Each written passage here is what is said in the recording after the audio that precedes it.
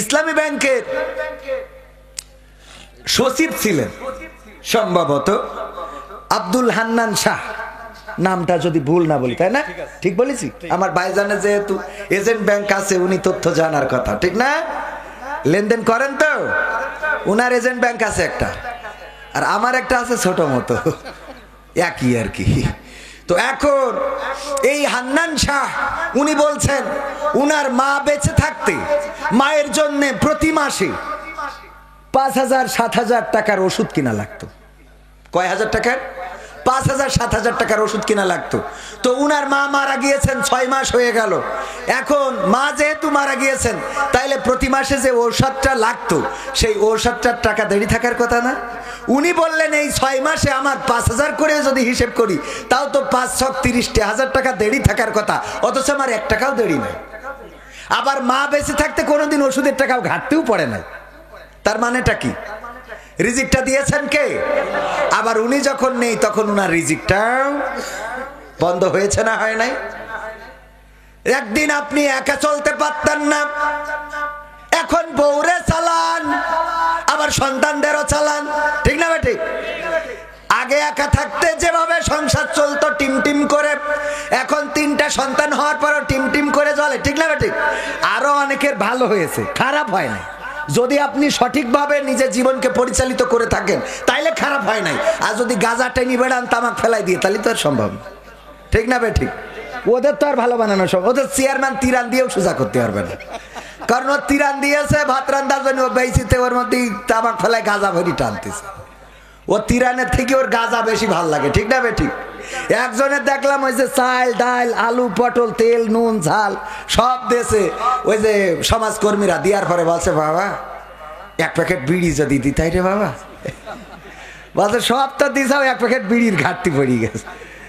মানে এই 1 প্যাকেট বিড়ি হলি ওর পৃথিবী। সেদিন এক জায়গায় গেলাম, খাদ্য দিচ্ছে গরুর গোশ ছাগলের গোশ, ওর ওতে টান নেই। বলছে আমার একটা পান হলি ভালো হইতো ভাই। ওর গরুর গোশ ছাগলের গোশের থেকে পান ওর কাছে বেশি প্রিয়, এরা মাছে না নাই। তো এই জন্যই ওদের তো সোজা করা সম্ভব না। কি সভাপতি? সভাপতি তো আপনি? হ্যাঁ, তাহলে ঠিক আছে। আর সভাপতি হলে দেখেন কি কষ্ট, চুপচাপ বসে থাকার লাগে। কিছু কথা পিঠির পদ্মে চলে যায়, কিছু মাথার পদ্মে চলে যায়, কিছু কানের পদ্মে চলে যায়, কিছু বলার নেই, খালি বসে থেকে বলতে হ্যাঁ ঠিক, ঠিক না বেটে? সভাপতি হইলে জ্বালার শেষ নেই, যা বলবে এই যে ধরি কম, ঠিক না? মনে করেন সভাপতির বানাইছে এই গ্রামের সবচেয়ে বড় সুদখোর, এরম বানায় না? বানায় না? আরে কালি ইসে গেছি কুমিল্লায়, সভাপতি যার বানাইছে আমি তো আর জানি না যে ও সুদখোর। আমি ওয়াজ করেছি সুদখোরদের বিপক্ষে, এখন উনি উঠে চলে গেছে। আমি তো জানি না। পরের দিন বলছে ভাই সবাই সন্তুষ্ট হয়েছে। সবাই মানে ওয়াজে সবাই সন্তুষ্ট হয়েছে, ওয়াজের সবাই সন্তুষ্ট, খালি একজন বাদ। আমি বলছি সেটা কিডা? ও তো শয়তান, তো আজীবনই অসন্তুষ্ট হয়। তো বলছে না ও শয়তান না, তা কিডা? তো বলছে ওই সভাপতি। তা আমি বলছি সভাপতি তো ভালো মানুষ। বলছে না, ও হইলো আমাদের গ্রামের সবচেয়ে বড় সুদখোর। আপনি যখন সুদের বিরুদ্ধে কথা বলিয়েছেন, ও মনে করছে আমরা শিখাই দিচ্ছি, এই জন্য উঠে চলে গেছে। জ্বালার কিন্তু শেষ নেই চেয়ারম্যান সাহেব। হ্যাঁ, ওই অনেক কথা আছে। আপনার মনে হয় জাতি হবে মনে হচ্ছে। আরে কষ্ট, দোয়া করে দিয়ে আমার জন্য। আপনার দোয়া করবেন মাঝে মাঝে, তিরান মিরান ফালু একটু দিয়ে। আমি এই যে এখানে ধরে কথা বলছি, আমার লাঞ্চ ইনফেকশন হয়েছে, যে নিঃশ্বাস নিলে সুসের মতো বিধতেছে। তো তারপরেও আমি যদি না আসতাম, এটা কাটি খুলে দিত। তো পরে যতই অসুস্থ হই, না আসলে হবে। বিয়ে করতে গেছেন বরযাত্রী নিয়ে, দূর বিয়ে করতে গেছে, হ্যাঁ বিয়ে করতে গেছেন বরযাত্রী নিয়ে, যেই বললেন যে বর হাসপাতালে, আপাতত আমরা আইছি, কুপান খাওয়া লাগবে না? লাগবে না? বর হাসপাতালে, ওরে বর আগে নিয়ে আয়, আর তা না হলে সুস্থ হোক, তারপরে তোরা আইসিস কোন মুখ নিয়ে সেইটা কর। তো এই জন্যে আমার এখানে আসতে হয়েছে। যত এই যে দেখছেন না, এখানে ধরে কথা বলছি, মানে এখানে ধরলে একটু আরাম পাচ্ছি আর কি। যখন নিঃশ্বাস নিচ্ছি একটা সুসের মতো বিধতেছে, তো তারপরে যখন এইখানে ঠাসা দিয়ে রাখছি ভাল লাগছে। তো কিছু সময় থাকা যাবে ইনশাআল্লাহ। পবিত্র কোরআনের 2 নম্বর সূরা, সূরা বাকারার 183 নম্বর আয়াতে কারিমা তেলাওয়াত করেছি। শুনেছেন আপনারা? অনেকেই জানেন, আরে রমজান মাসে তো মুখস্থ হবে না? হবে না? রমজান মাসে মুখস্থ হবে না? হবে না? অনেকের আবার মুখস্থ হয় না। রমজানে যে দোয়া পড়ে সুবহানাজিল মুলকি ওয়াল মালাকুতি সুবহানাজিল ইজ্জাতি ওয়াল আযিমাতি ওয়াল হাইবাতি ওয়াল কুদরাতি ওয়াল কিবরিয়া ওয়াল জাবারুত, এই দোয়াটা পারেন না অনেকেই শুনে শুনে মোটামুটি মুখস্থ। কিরাম মুখস্থ? ও যেই দোয়া পড়ে ইমাম সাহেব ও এমন ভাবে ধরে সুবহানাজিল মুলকি ওয়াল রূহ, প্রথমে এমন ভাবে ধরে মনে হয় ও পড়ি একবার যশোর, তারপরে যে মাঝখানে যে ছাও নাম নেই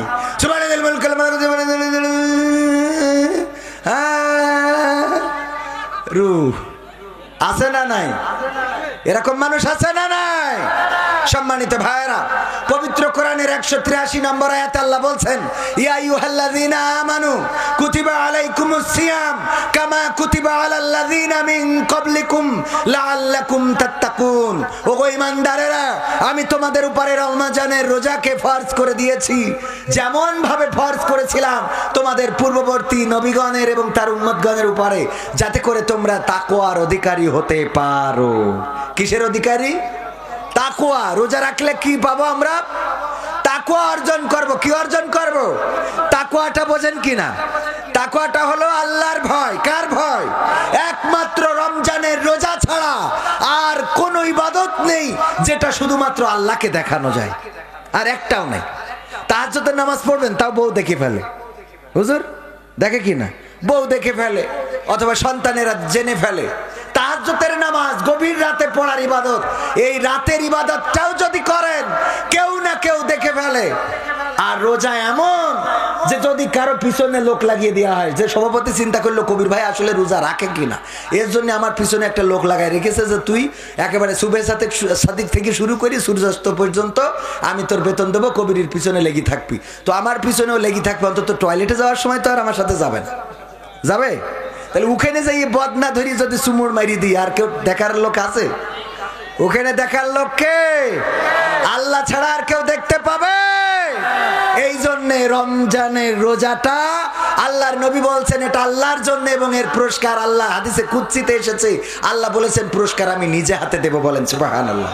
সেই রমজানের রোজা রাখতে রাজি আছি তো আমরা? রাখবো কারা কারা? দুটি হাত তুলে দেখান। নারায়ে তাকবীর, লিল্লাহি তাকবীর। রমজানের আগমন, রমজানের আগমন, আহলান সাহলান, আহলান সাহলান। মাহে রমজান, আমরা রমজানের আগমনটাকে বরণ করে নেব। রোজার মাস আসে মানুষের গুনাহ হালকা করে দেওয়ার জন্য।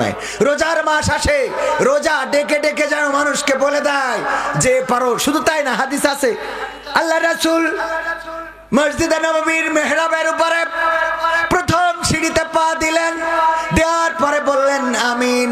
দ্বিতীয় সিঁড়িতে পা দিলেন, বললেন আমিন। তৃতীয় সিঁড়িতে পা দিয়ে বললেন আমিন। যখন পা দিলেন আর বললেন আমিন, সাহাবী রাদিয়াল্লাহু তাআলা আনহুগণ বললেন ওগো নবী গো, কি এমন ঘটে গেল যেই ঘটনার কারণে আপনি আজকে মেহরাবের প্রতিটি সিঁড়িতে পা দেওয়ার সময় বললেন আমিন আমিন আমিন? একবার নয়, দুইবার নয়, তিনবার বলেছেন। কেন গো রাসূল? আল্লাহ রাসূল সাল্লাল্লাহু আলাইহি ওয়াসাল্লাম বললেন আমি যা জানি তোমরা তা জানো না, আমি যা দেখি তোমরা তা দেখো না, আমি যা শুনি তোমরা তা শোনো না। ওগো আমার সাহাবীরা, তোমাদের কাছে ঘটনাটা বলে দিই। কিছুক্ষণ আগে জিবরাইল আলাইহিস সালাম এসেছিলেন, আমার কাছে এসে দোয়া করলেন। বললেন ওগো আল্লাহর রাসূল, যে নবী মুহাম্মাদের নাম শুনলো কিন্তু তার প্রতি দুরূদ পড়লো না, সাল্লাল্লাহু আলাইহি ওয়াসাল্লাম বললো না, সে যেন ধ্বংস হয়ে যায়। আমি বলেছি আমিন। দ্বিতীয়বার বললেন এই এই পাঞ্জাবি পরা ওরা উঠছে কেন? তুই একজন, হ্যাঁ পাঞ্জাবি পরা কেউ উঠতে পারবে না। হুজুর মার্কা লোকগুলো যেন কেউ না ওঠে। সব জায়গায় পরিবেশ নষ্ট করে এরা। আর ওরা আবার ওয়াজ শোনাবে যে এখানে বসে থাকলে বহুত ফায়দা। ওরা বলবে বলে ওরা কাটি মেথি চলে যাবে।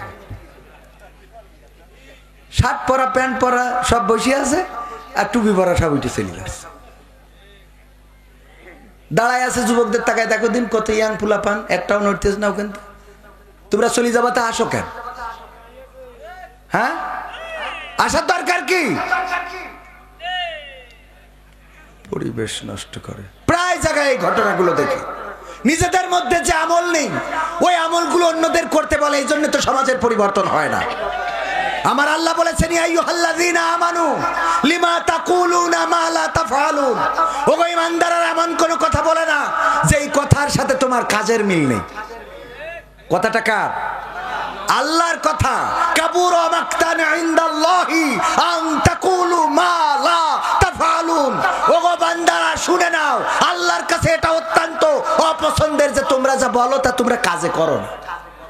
আল্লাহর কাছে এটা অত্যন্ত অপছন্দের। ওয়াজ করি বেড়াবেন, ওয়াজ শুনলে বহুত ফায়দা, আর নিজে এসে বৈশিক কাটি মেথি চলে যাবেন। শয়তান তো আপনার পিছনে তিনটে লেগে আছে। শয়তান লেগে আছে মানে কি আপনি শয়তান হয়ে বসে আছেন, ঠিক না বেটে? এই জাতীয় শয়তানগুলো মুক্ত করতে চাই বাংলাদেশে। এরা আবার ফতোয়া দেয়। কবির বিন সামাদ স্টেজে, ও কেন স্টেজে উঠবে? তুই কোরআন শরীফ তুই শিখেছিস, আমরা শিখিনি? খালি শুধু তুমি বলতে পারবা আর আমরা বলতে পারবো না? তুমি বড় আল্লাহর ওলি, তুমি ফতোয়া দিয়ে বেড়াও এ না জায়েজ, ও হারাম, এর ভালো না, ও ভালো না। এক হুজুর আছে এমনি পাগড়ি ঝুলাই দেয়, ও কোনে কোন হাদিসে পেয়েছে আল্লাহ সেই ভালো জানে। মানসি পাগড়ি দেয় পিছনে, ও দেয় সামনে, দেখেছেন কিনা? দিয়ে মুহিব খান খারাপ, কলরব খারাপ, চরমনা খারাপ, আটরশি খারাপ, জামাত খারাপ, হেফাজত খারাপ, আমলিক খারাপ, বিএনপি খারাপ, পীর সাহেব খারাপ, মুরিদ খারাপ, মৌদুদি খারাপ, সাইদি খারাপ, সব খারাপ, ও একা ভালো। কথা কয় না? আছে না নাই? স্টেজে উঠে ওয়াজ করো, তা না করে কিডা খারাপ কার তুমি যে হেগে শোষো কিনা এটা তো কেউ দেখতে চায় না। তোমার পাশা চেক করলে দেখা যাবে যে না সুইচে বাড়ি চলে আসে। খালি ওই স্টেজে উঠে বহু গরম দেখানো যায়, বাস্তবিক আমলে কে কতটুকু আছে এটা দেখার দরকার আছে না নাই? এক হুজুরের কাছে এরকম সভাপতি যে বলছে, হুজুর একটু দোয়া করে দেন, আমার ওই ক্ষেতটায় পানির দরকার কিন্তু বৃষ্টি হচ্ছে না, আবার পানিরও কোনো লাইন নেই, যেন একটু বৃষ্টি হয়। আপনারা তো হুজুর মানুষ, আল্লাহওয়ালা মানুষ, একটু দোয়া করে দেন যেন বৃষ্টি হয়। হুজুর বলছে ঠিক আছে, জমি কোনখান? দেখাই দিয়েছে ওই যে ওইখান, যাও কাল সকালে এসে দেখবা। সকালবেলা এসে দেখে সত্যিই জমি ভিজে গেছে। বলছে ওরে বাবা, কত বড় আল্লাহওয়ালা হুজুর, আমি দোয়া চাইছি আর জমি ভিজে গেছে। গ্রামের লোক সবাই বলছে আহারে বানিয়া বাহু, আমাদের এমন একজন হুজুর এসেছে যে দোয়া করলে জমি ভিজে যায়। এইবার সবাই এসে বলছে হুজুর আমাদের জমিও ভিজাই দেন, আমাদের জন্য দোয়া করি দেন।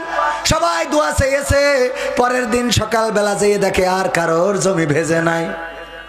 সবাই এবার চলে গেছে হুজুরির দেখার জন্য যে হুজুর কেমন দোয়া করলো যে একজনের ভিজেছে আর আমাদের ভেজলে না। এসে দেখে মাদ্রাসায় হুজুরও নেই, ছাত্ররাও নেই। কারণ কি? কারণ হলো হুজুর ওই জমি দেখে নিয়ে ওই দিন রাত্রি ছাত্রদের নিয়ে যেয়ে কলস ভরি ভরিতে জমি ভিজাইয়েছে। কারণ ও বুঝতে পেরেছে আমার দোয়ার দৌড় কতটুক, ও কলস ভরি ভরি ভিজাইতে আইছে। এখন গ্রামের লোক সব যখন দোয়া চাইছে দেখেছে এখন যদি আমি গড়ে দোয়া করতে থাকি তাহলে আমার আর পড়াইনো হবে না, এই কলসির পরে থাকা লাগবে, ঠিক না বেঠে? কত বড় আল্লাহওয়ালা, খালি বাহ্যিক ভাবে দেখানো যায়। আল্লাহওয়ালা তাকওয়াবান। তুমি যদি বড় আল্লাহওয়ালা হও দোয়া করো দেখি। কবির বিন সামাদ এখন মরি যাক, তুই দোয়া কর আমি মরি যাবো, তোর দোয়া যদি এখন মরি যায় বুঝবো তুই বড় ধরনের ওলি, ঠিক না বে ঠিক? আর তোর দোয়া যদি আল্লাহ না শুনে তা তোর আমি থুড়া কেয়ার করি। ভালো কথা বললি শুনবো, খারাপ কথা বললি মানবো। সমাধান খুঁজে খুঁজে ক্লান্ত হয়েছো যারা, সমাধান যদি পেতে চাও সব পথ গিয়ে ভুলে কোরআন দেখো খুলে, সমাধান যদি নিতে চাও সমস্যা যত সব দূর করে দিবে রব, সমস্যা যত সব দূর করে দিবে রব, যদি তুমি যাও চেয়ে যাও সমাধান। সমাধান খুঁজে খুঁজে ক্লান্ত হয়েছো যারা, সমাধান যদি পেতে চাও সব পথ গিয়ে ভুলে কোরআন দেখো খুলে, সমাধান যদি নিতে চাও। কোরআন ধরি না বলে, কোরআন পড়ি না বলে চারিদিকে হই লাঞ্ছিত, কোরআন জানি না বলে, কোরআন মানি না বলে সব অধিকার বঞ্চিত, ঠিক না বেঠে? কোরআন ধরি না বলে, কোরআন পড়ি না বলে চারিদিকে হই লাঞ্ছিত, কোরআন জানি না বলে, কোরআন মানি না বলে সব অধিকার বঞ্চিত। মরিচিকার পিছে না ঘুরে মিছে মিছে, মরিচিকার পিছে না ঘুরে মিছে মিছে, কোরআনটা খুলে দেখে নাও সমাধান। সমাধান খুঁজে খুঁজে ক্লান্ত হয়েছো যারা, সমাধান যদি পেতে চাও সব পথ গিয়ে ভুলে কোরআন দেখো খুলে, সমাধান যদি নিতে চাও। কোরআনেই বলা আছে কোন পথে চলবে, কোন পথে মিলবে মুক্তি। কোরআনেই লেখা আছে কোন পথে শান্তি, কোন পথে আসবে শক্তি। কোরআনেই বলা আছে কোন পথে চলবে, কোন পথে মিলবে মুক্তি। কোরআনেই লেখা আছে কোন পথে শান্তি, কোন পথে আসবে শক্তি। আলে আর আলোয় প্রতারিত না হয়ে, আলে আর আলোয় প্রতারিত না হয়ে কোরআনটা খুলে দেখে নাও সমাধান। সমাধান খুঁজে খুঁজে ক্লান্ত হয়েছো যারা, সমাধান যদি পেতে চাও সব পথ গিয়ে ভুলে কোরআন দেখো খুলে, সমাধান যদি নিতে চাও। কোরআনেই খুঁজে পাবে সংসার নীতি, আর কি হবে রাষ্ট্রের নীতি। কোরআনের আইন চললে দেশে দূর হবে সব দুর্নীতি, ঠিক না বেঠে? কোরআনেই খুঁজে পাবে সংসার নীতি, আর কি হবে রাষ্ট্রের নীতি। কোরআনের আইন চললে দেশে দূর হবে সব দুর্নীতি। মানব রচিত মতে শান্তি খুঁজো না পথে, মানব রচিত মতে শান্তি খুঁজো না পথে, কোরআনটা খুলে দেখে নাও সমাধান। সমাধান খুঁজে খুঁজে ক্লান্ত হয়েছো যারা, সমাধান যদি পেতে চাও সব পথ গিয়ে ভুলে কোরআন দেখো খুলে, সমাধান যদি নিতে চাও। সব সমস্যার সমাধান কোরআনের আইন যদি কায়েম হয়ে যায়। চোর চুরি করলে তার শাস্তি কি? হাতের কবজি। ধরে নেন কবির বিন সামাদ, হাতের কবজি কাটা এসে ওয়াজ করতেছে, ভাইয়েরা বাবারা কেউ চুরি করবা না, চুরি করা অনেক বড় গুনাহের কাজ, তাই কেউ চুরি করবা না। আর কোরআনের আইন অনুযায়ী হাতের কবজি কিন্তু থাকবে না, এই জন্য কেউ চুরি কইরো না রে। আপনারা বলতেন হুজুর আপনার হাতের কবজি কই? আমি বলতাম আমি একসময় কালীগঞ্জের চিনির কলে কাজ করতাম, ওখানে আমার দায়িত্ব ছিল আখ ঢুকানো। আখ ঢুকাইতে ঢুকাইতে একদিন একটু কাক ঘুম এসেছিল, আর আমি ঘুমাই গেছিলাম, আখের সাথে আমার হাত ঢুকে সেটাও ওই চিনি হয়ে রস হয়ে চিনি হয়ে গেছে। এই জন্য ডাক্তার কবজিতে কেটে দেছে। আপনারা বাড়ি যাওয়ার সময় বলতেন যাই বলো তাই বলো, এই হুজুর কিন্তু এককালে চোর ছিল, ঠিক না বে ঠিক? চেয়ারম্যান এসেছিল, উনি যদি এসে বলতেন ভাইরা আমার বুসাহাত, এই বললে আপনারা কি বলতেন? চেয়ারম্যান সাহেব 5 বছর তালি মনে হয় ভালো থাকতে দেননি মানুষের, ঠিক না বেঠে? কোরআনের আইন কায়েম হয়ে গেলে খালি শুধু এই একটা হাত কাটার বিধান কায়েম হইলেও আমাদের সুইস ব্যাংকে বাংলাদেশিদের টাকা এত জমা থাকতো না, ঠিক না বেঠে? বাংলাদেশিদের টাকা সুইস ব্যাংকে, কানাডার বেগম পাড়ায়, আমেরিকায়, লন্ডনে আছে না নাই? বেড়াইতে যায় থাইল্যান্ডে, আর চিকিৎসা নিতে যায় সিঙ্গাপুরে, আর আমাদের বলে যে বড়ই দিয়ে আর পেরা দিয়ে ইফতারি করে, ঠিক না বেঠে? তুমি টাকা পয়সা সব পার করে দিলে আল্লাহর ওলি, আর আমাদের এসে বলো যে বড়ই দিয়ে পেরা দিয়ে ইফতারি করে। আমরা এখন ইমানদাররা এত গরিব হই নাই, হয়েছি? বরং এইবার গতবার তো ইফতারিতে খালি কুরমা খাতাম, এইবার সেহরির সময়ও খাবে। হ্যাঁ, এইবার সেহরির সময়ও কুরমা খেয়ে প্রমাণ করে দেব রোজাদারেরা এখনো এত ফকির হয় নাই। আর যারা রোজা রাখবেন, ইফতার করবেন, আশেপাশে যারা আছে গরিব দুঃখী তাদেরও সাথে নিয়ে ইফতার করার চেষ্টা করবেন। রাজি আছেন ইনশাআল্লাহ?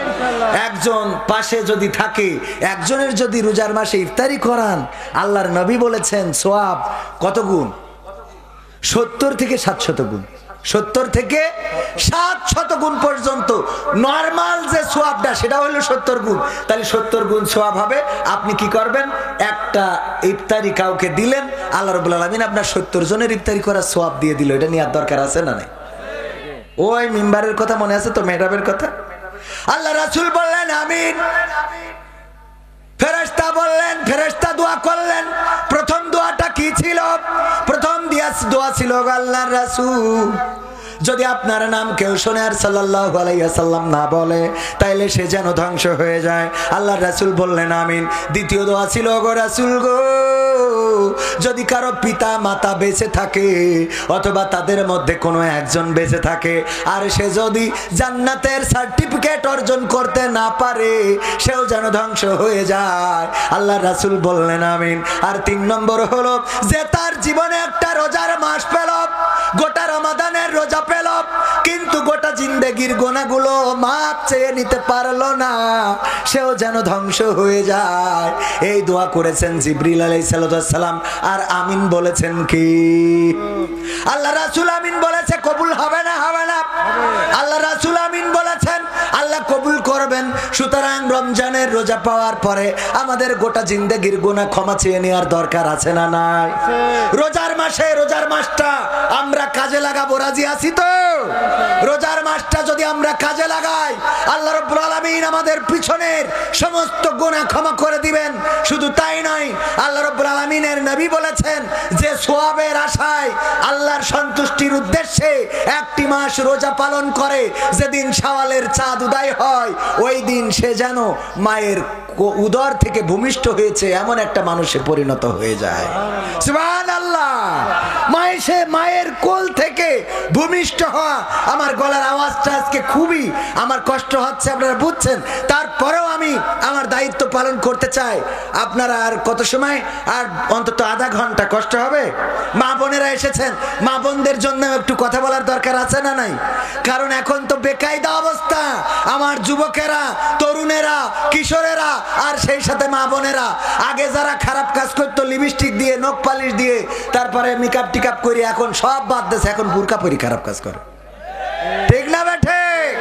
আগে টিকটক ভিডিও করতো রেল রোডে যেয়ে, তারপরে গদখালিতে যেয়ে, ওরা সব বুরকা ছাড়া, আর এখন সব বুরকাওয়ালা। আমি বলেছি ওদের নাম দিছি আল্লাহওয়ালা ড্যান্সার। কি ড্যান্সার? মানে বুরকায় একজনের বলছে যে ভাত খাবি না মুড়ি খাবি, তা বলছে ভাত খাই তারপর মুড়ি খাবো। তার মানে একটাও ছাড়বে। ওর বলা হইলো পর্দা করবা না টিকটক করবা, বলছে বুরকা পরি টিকটক করবো। বোঝা গেছ তো? এই সত্যি বলছি না মিথ্যা বলছি? আর যুবকদের অবস্থাও তো বলবো। আজকালকের ছেলেরা বই নিয়ে আর বসে না, ও বাবা গুগলে সার্চ করিয়া পড়ি। ওরে কালের মেয়েরা কোরআন হাদিস ধরে না, আমার এখনকার মা বোনেরা কোরআন হাদিস পড়ে না। ও আল্লাহ, টিকটকে ভিডিও ওরা করে। আজকালকের ছেলেরা বই নিয়ে আর বসে না, গুগলে সার্চ করিয়া পড়ে। আগের সময় প্রেম করিলে সভাপতি বলতো পাইছ কি, এখন বলে শখ করিয়া বাবু তুমি খাইছ কি। ঠিক না বেটে? বুড়ো দাঁড়িয়ে গেছে, ওর কয় বাবু তুমি খাইয়াছ না? ও খায়নি, ও ফিডার খাবে। এই বুড়ো ধাড়ির বলে না, বলে না? কত বড় খারাপ। ঠিক না বেটে? আগের সময় এই কথা কেন বলেছি? আগের সময় যদি কোনোভাবে সভাপতি মনে করেন একটা চিঠি লিখে একজনের কাছে দেবে, তা দিয়েছে ওর ভাতিজির কাছে, ও যে সে মাইয়ের না দিয়ে ওর মার কাছ দিয়ে ফেলাইছে। এর জন্য সভাপতি এলাকা ছাড়ি দিয়ে ঢাকা গার্মেন্টসে যে কাজ করেছে, এরকম ঘটনা আছে না নাই? যে চিঠি ধরা খেয়ে গেছে আর গ্রামে থাকা যাবে না। সত্যি বলছি তো? আগের সময় এটা সত্যি কিনা ভাই বলেন? আমার ভাইজান তো কথা কচ্ছেন না কেন ভাই? সত্যি এর আগেও দেখা হয়েছে না একবার? তো আগের সময় প্রেম করিয়ে খালি শুধু চিঠিটা ধরা খেয়েছে, এই ভয়ে এলাকা ছাড়ি ঢাকা গার্মেন্টসে যে কাজ করিয়ে বরিশালের একটা মেয়ে বিয়ে করে বাড়িয়ে গেছে। এরকম আছে না নাই? আর এখন কি যুগ জামানা পড়িয়েছে। হ্যাঁ, মার সামনে জিজ্ঞেস করে, হ্যাঁ বাবু তুমি ঠিক মতো খেয়ে নিও। হ্যাঁ, আরে বাবা, বাবু ঠিক মতো, ও বাবু খাতি পারে, তুই যে গালে তুলে দে। আগের সময় মাইন্ড করা যাবে না। ও আপনার বয়স পার হয়ে গেছে, এখনো শুনি লাভ নেই। আগের সময় প্রেম করিলে বলতো লোকে পাইছ কি, এখন বলে শখ করিয়া বাবু তুমি খাইছো কি লজ্জা শরম নাই আইলাম কোন জামানাই লজ্জা শরম নাই আইলাম কোন জামানাই ভবিষ্যৎ দেখি অন্ধকারে আজকালকের ছেলেরা বই নিয়ে আর বসে না ও বাবা গুগলে সার্চ করিয়া পড়ি নতুন করে হইছে চালু এ আবার কন্টেন্ট আমাদের রনি ভাই মাহফিলের অন্যতম উদ্যোক্তা না ওনার সাথে গদখালিতে দেখা মোটরসাইকেলের পিছনে দেখি বুরকা পরা একজন রয়েছে আর এখন তো মোটরসাইকেলও হি শয়তানি কায়দায় পিছনের সিট এত উঁচু যে পড়লি পরে অমনি ঘাড়ের পর হ্যাঁ ডেইলি পড়া লাগবে না আমি বলেছি এই মোটরসাইকেলে এখন ভাতিজাদের পিছনে চাষিরা ওঠা জায়েজ নেই ঠিক না বে ঠিক কারণ চাষিরা উঠলে হ্যাঁ এমনি আর এখন তো আবার দুই পাশে পাতে বসছে তাহলে এবার যা হওয়ার বোঝেন বেকায়দা না তো এই জন্যই ওই মোটরসাইকেল গুলো ড্রাইভারের থেকে সিট উপরে ওর ঘাড়ের পরে পড়তে না জানি আরো কত উপরে তুলবে আল্লাহ সেই ভালো জানে তো এই মোটরসাইকেলে পিছনে বসে রয়েছে রনি ভাইয়ের পিছনে বুরকা পরা আমি বললাম রনি ভাই ভাবি নাকি তা বলছে না আমি বলছি তাহলে কিডা পরিচয় করাই দিলে এই আমার গার্লফ্রেন্ড সহ্য না করে পারা যায় এরম পরিচয় করায় না নতুন করে হইছে চালু এ আবার কন্টেন্ট পরিচয় করাই দেখি এই আমার গার্লফ্রেন্ড শরমের মাথা খাইয়া গেছে ওরা পাগল হইয়া শরমের মাথা খাইয়া গেছে সব পাগল হইয়া ভবিষ্যৎ দেখি অন্ধকারে আজকালকের ছেলেরা বই নিয়ে আর বসে না ও বাবা গুগলে সার্চ করিয়া পড়ে ওরে কালের মেয়েরা কোরআন হাদিস ধরে না আমার এখনকার মা বোনেরা কোরআন হাদিস পড়ে না টিকটকে ভিডিও ওরা করে আজকালকের ছেলেরা বই নিয়ে আর বসে না গুগলে সার্চ করিয়া পড়ি ঠিক না বেঠে এমন সন্তান এমন ছেলে এমন মেয়ে বানিয়া বাহু নাই এখানেও আছে রোগ এখানে তো থাকার কথা কারণ আমি যশোরের মানুষ আমি তো চিনি আর এই জন্যে লজ্জা দিয়ে কত রকম কত কথা বলি এরপরেও লজ্জা হয় না এমন আছে না নাই যত যাই বলেন ওদের লজ্জা হবে না কেন লজ্জা হবে না লজ্জা যেন আজকাল সব উপরে উঠে গেছে আর নিচের দিকে যা হয় হোক আমাদের মাহমুদুল হাসান জিহাদি সুন্দর একটা কথা বলতেন উনি এক মাহফিল থেকে বাড়ি যাচ্ছেন মোটরসাইকেলে ওয়াজ করে তখন বক্তারা মোটরসাইকেলে ওয়াজ করতে মনে আছে না নাই আমার আব্বাও ছিলেন একজন বক্তা মানুষ তিনি ওয়াজ করে বেরিয়েছেন যখন বাবার গানটা গেয়েছি তখন বাবার একটা স্মৃতি মনে পড়ে গিয়েছিল আমার মা অসুস্থ ছিলেন একটা মাস অসুস্থ থাকার কারণে নিজে রোজা রাখতে পারেন নাই আমি রোজা রাখার বয়স ছিল আমার 10 থেকে 12 বছর আমার বাবা আমাকে প্রতিদিন সাহরির সময় উঠতেন তারপরে আমাকে উঠাতেন উঠে আমাকে রান্নাঘরে নিয়ে যেতেন নিজের হাত দিয়ে পান্তা ভাত বেড়ে দিতেন আব্বা খাইতেন আমি খাইতাম আমি এবং আমার আব্বা একটা মাস বাবা বেড়ে দিয়েছেন আমি খেয়েছি রোজা রেখেছি সেই রোজার মাস আবার আসতে গেল আবার সেহরি করব আবার তারাবি পড়ব কিন্তু ওই বাবার হাতের সেহরি আর করা হবে না ওই বাবার সাথে আর তারাবি পড়া হবে না আমার বাবা রমজানে তারাবি পড়াতেন তারাবি পড়াতে যে মাইকে ওয়াজ করতেন 30টা দিন তারাবি শুরু হওয়ার আগে মাইকে ওয়াজ করতেন আজানের পর থেকে জামাত শুরু হওয়ার আগ পর্যন্ত আজকে 22টা বছর হয়ে গেল চারিদিকে 22টা বছর ধরে রমজান এসেছে আর রমজান গিয়েছে কিন্তু ওই বাবার কণ্ঠটার কোনো মাইকে শুনলাম না ওগো আমার ভাইরা এইভাবে একদিন আমরা চলে যাব আপনারা চলে যাবেন সুতরাং রমজান মাস যেটা আমাদের তাও নসিবে পাবো কি পাবো না তার কোনো নিশ্চয়তা আছে নাকি কিছুক্ষণ আগে চেয়ারম্যান আসলেন চেয়ারম্যান সাহেব বললেন উনারা আত্মীয় অ্যাক্সিডেন্ট করেছেন হয়তো যশোর সদর ভর্তি নেয় নাই বলেছে ঢাকায় নিয়ে যেতে হবে ঢাকায় নিয়ে যাওয়ার পথে ইন্তেকাল করেছেন যেই মানুষটা এখন পর্যন্ত জানতেন না যে আজকেই তার জীবনের শেষ দিন হয়ে যাচ্ছে ঠিক না বেঠিক? রঙ্গরসের দিন ছিল আমার একদিন, 12 ঘন্টা বেলায় আমার সন্ধ্যা হইল, পাখি উড়ে যাওয়ার বুঝি সময় হলো, পাখি উড়ে যাওয়ার বুঝি সময় হলো। যদি বয়স হয় তাহলে তা বুঝতে পারবেন দাড়ি পেকে গেছে, চুল পেকে গেছে, চোখটা ঘোলা হয়ে গেছে, হাঁটতে কষ্ট হয়, সোজা মানুষটা কুজা হয়ে গেছেন, শরীরটা চলে না, বুঝতে পারবেন। কিন্তু এই আঙ্কালে কি বুঝার কোন সুযোগ আছে?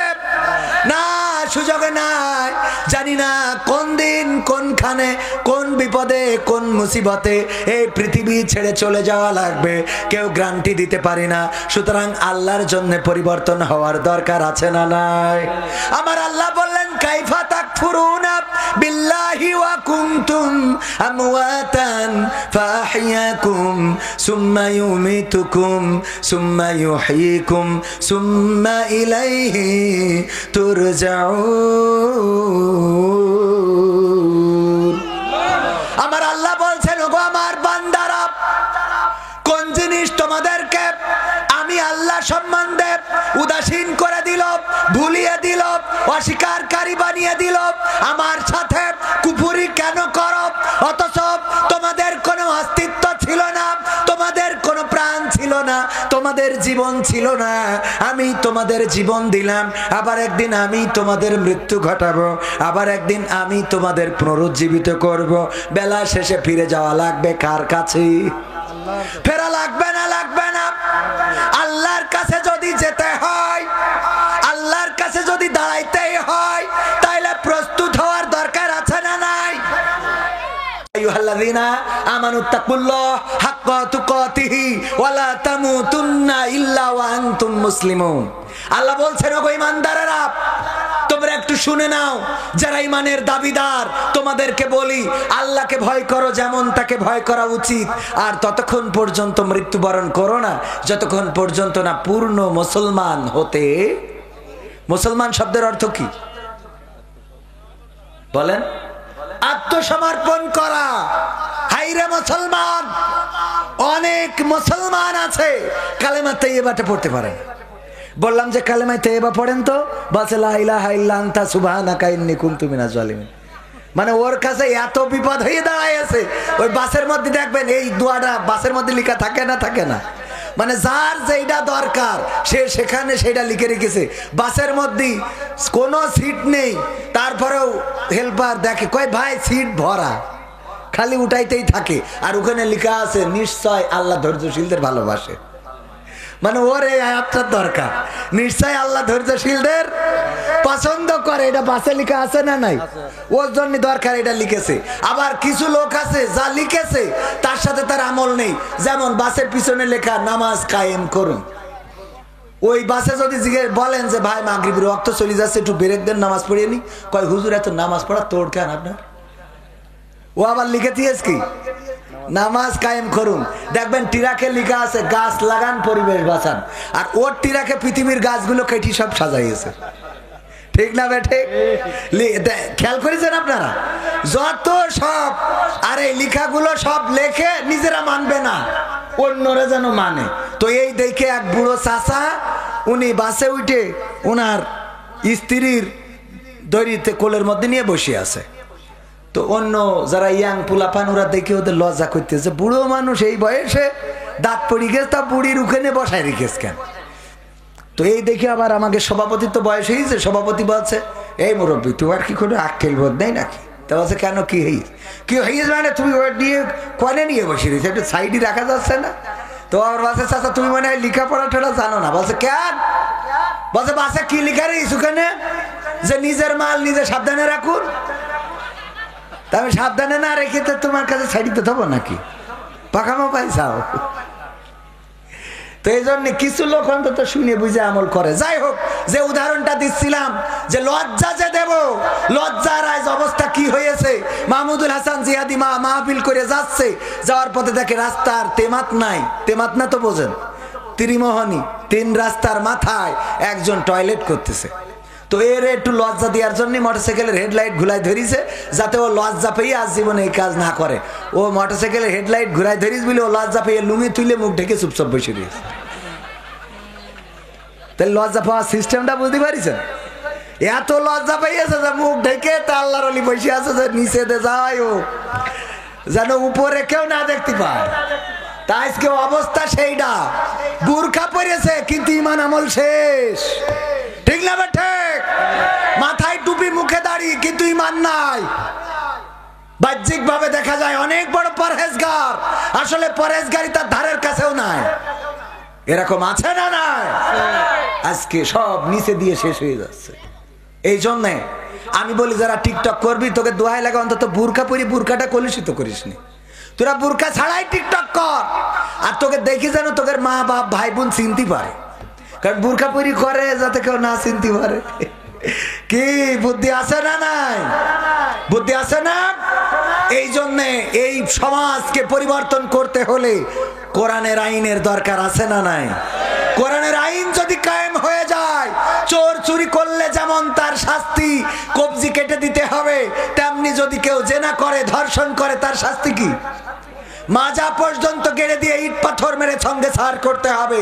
এই আইন যদি কায়েম থাকতো তাইলে লাইলাতুল ফেব্রুয়ারিতে ওই গদখালিতে এত ভিড় হইতো না, ঠিক না বেঠে?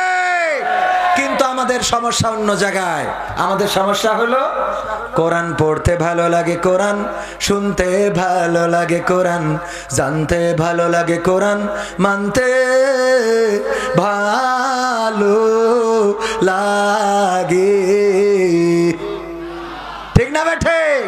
কোরআন পড়তে ভালো লাগে, কোরআন শুনতে ভালো লাগে, কোরআন জানতে ভালো লাগে, কোরআন মানতে ভালো লাগে।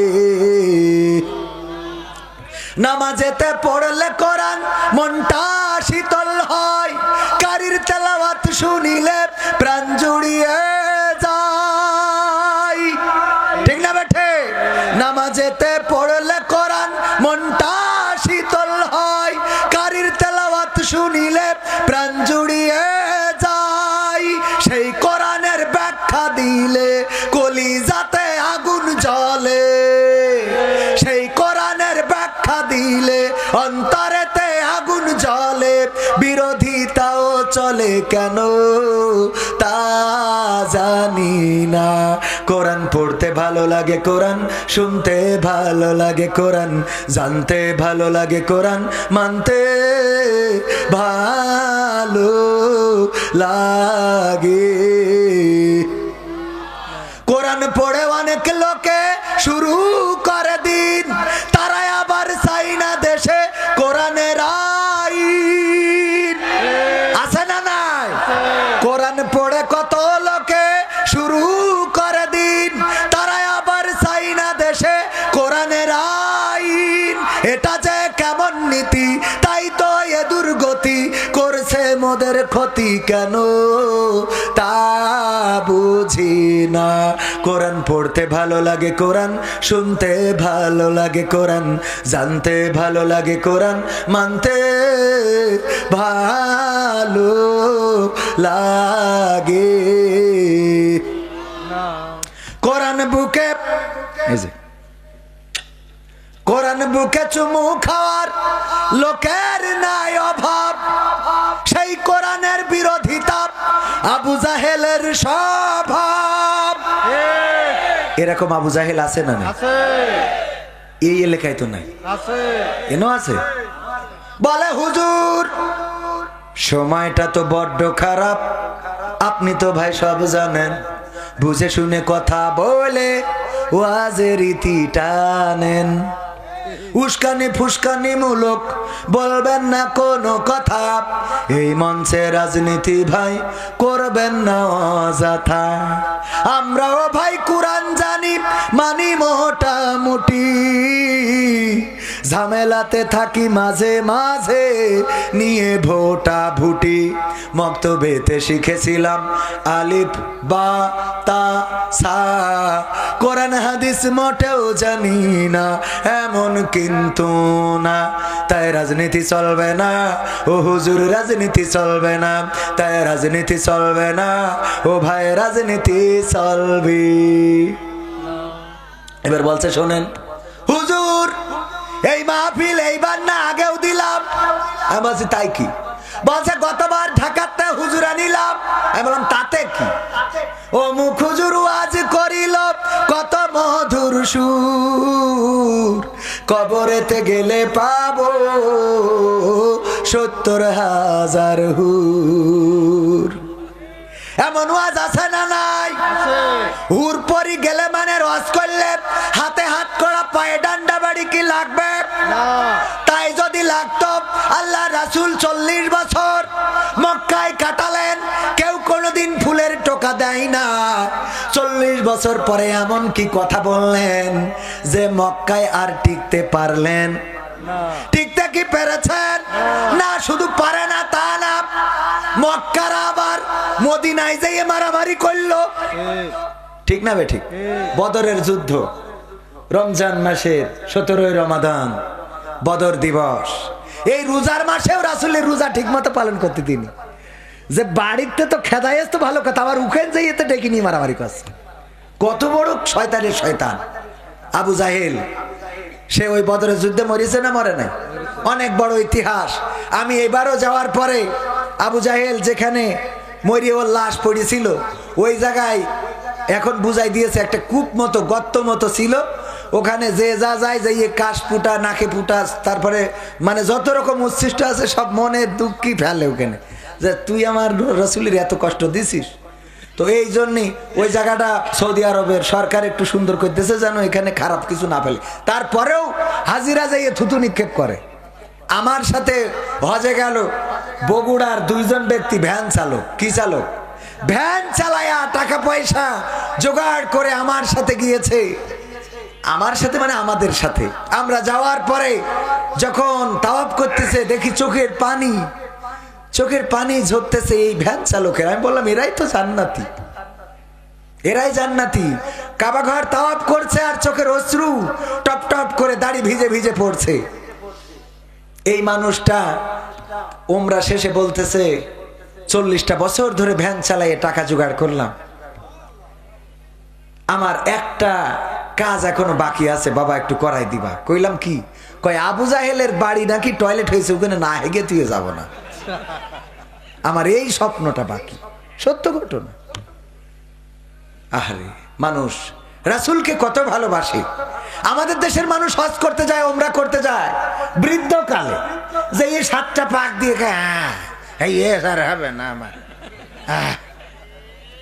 যাওয়ার দরকার যে কালে সেই কালে যায় ওর বিশাল টাকার অভাব ওমরায় যাইতে ১,১০,০০০ ২০,০০০ ৩০,০০০ খরচ হয় এইটা ম্যানেজ হয় না ও ২ লাখ টাকা করি জমি বন্ধক ৫ বিঘে জমি বন্ধক রেখে দেয় তাহলে কয় লাখ টাকা লাগে ভাই ওমরা করেছেন আমার ভাই এখনো ওমরা করার সুযোগ হয়নি অথচ ইসলামী ব্যাংক নিয়ে লাখ লাখ টাকার লেনদেন কোটি কোটি টাকা সামনের পর কেউ তো লজ্জা দিতে পারবো না কারণ মুখ ডেকে বসে থাকবে ঠিক না বেটে একটু ওমরা যাওয়ার নিয়তটা করেন আল্লাহ কবুল করুন আমিন আল্লাহ কবুল করুন বেশি টাকা লাগে না তো আর যাই ওখানে যদি খুব অভাব পড়ে যায় নামাজ শেষে ওই ফকিররা দাঁড়ায় থাকে হাত পেতে দাঁড়ায় থাকবেন যা মনে করেন খরচ হবে আবার উঠে নিয়ে চলে আসা যাবে আমার আব্বা মারা যাওয়ার পরে এক চাচা আমার বলছে যে আমি আমাদের কত করে বললাম যে তুই আমার একটু নিয়ে চল মাহফিলি নিয়ে যেয়ে আমার একটা চলার রাস্তা করি দে তাই বলছে আপনার কোনো কুরআন হাদিসের জ্ঞান নেই আপনি মাহফিলি যাই কি করবেন বলছে তোর আব্বার সে বুদ্ধি দিয়েছিলাম কি বুদ্ধি বলছে আমি যাইয়ে চেয়ারে চোখ বুঝে বসে থাকবো আপনি ওয়াজ শেষে বলি দেবেন যে এক কান আমার মোটরসাইকেলের তলে পড়ছিল তা ধরে নিয়ে আসি যে যা পারেন ২-৫ টাকা করে দেন বুদ্ধি দেখেছেন কত শয়তানি বুদ্ধির মানুষের তো অভাব নেই একজন মারা যাওয়ার সময় সন্তানদের ওসিয়াত করতেছে আমি মারা যাওয়ার পরে আমার লাশটা তোরা করবে কি, পুরনো গোরস্থানের কাফনের কাপড় চুরি করে এনে আমার দাফন কাফন করবি। তা বলছে আব্বা সুদ খেয়ে খেয়ে এত টাকা বানাইছাও, ইসলামী ব্যাংকের এজেন্ট ব্যাংক নিয়ে এত টাকা বানাইছাও, এসব টাকা কনে যাবে? তা বলছে যেখানে যাই যাইবানে তুই পুরনো কাপনের কাপড় দিয়ে আমার দাফন কাপনটা করবি। বলছে কিসের জন্য? আছে বুদ্ধি আছে, কারণ বুদ্ধি করে কত আলেমুলামা সাইজ করলাম, বুদ্ধি করি কত মানুষের টেঙাই দিলাম, বুদ্ধি করি কত মানুষের বিদেশে পাঠাই দিলাম, বুদ্ধি করি মামুনুল হকের এখনো কথা কয় না, আছে না নাই? আমাদের বুদ্ধির তো শেষ নেই। বুদ্ধি করতে করতে মাথায় টাক পড়া সারা। টাকলা মুরাদের বউ বলতেছে, এক জায়গায় হাদিসি শুনেছে যে আল্লাহ রাসূল বলেছে যে তার স্বামীর মুখমণ্ডল মাথায় মধ্যে মায়ার সাথে হাত বুলাই দেয়, আদর যত্ন করে কপাল টিপে দেয়, ওই স্বামীর মাথায় যত চুল আছে ওর আমল নামায় তত সোয়াব লিখে দেওয়া হয়। টাকলা মুরাদের বউ সিরকুট দেশটা, আমার উপায় কি হবে তাহলে? আমার স্বামীর মাথায় তো চাইরে নাও মাল নেই, তাহলে আমার অবস্থা কি হবে? বেকায়দা অবস্থা না? তো এখন ওই কাফন, এই দেখেন ওয়াজ একটু মন দে না শুনলি, কাফনের ওসিয়ত করেছে যে কাফনের কাপড় দিয়ে, পুরনো কাপড় দিয়ে আমার, কারণ কি? কারণ এটা একটা বুদ্ধির খেলা। কি বুদ্ধি? কয় তোদের কি বলাই লাগবে? আপা বলি যাও, মরেই যখন যাবা শেষ বুদ্ধিটা বলি যাও। তা বলছে যে খুকা মরি যাওয়ার পরে শুনেছি ফেরেশতা জিজ্ঞেস করবে মান রব্বুকা ওমান দিনুকা ওমান নাবিউকা। তো আমি এ উত্তর কি করে দেবো? সারা জীবন তো আল্লাহর পথে চলিনি, বরং এই পথে যারা চলি চোখের তারও তেজ মেরে দিছি। তো এই জন্যই পুরোনো কাফনের কাপড় দিয়ে যদি আমার কবর দিস, আমার কাছে ফেরেশতারা এসে যখন জিজ্ঞেস করবে যে মান রব্বুকা ওমান দিনুকা ওমান নাবিউকা, আমি বলবো আমি এই প্রশ্নের উত্তর আর কবার দেবো?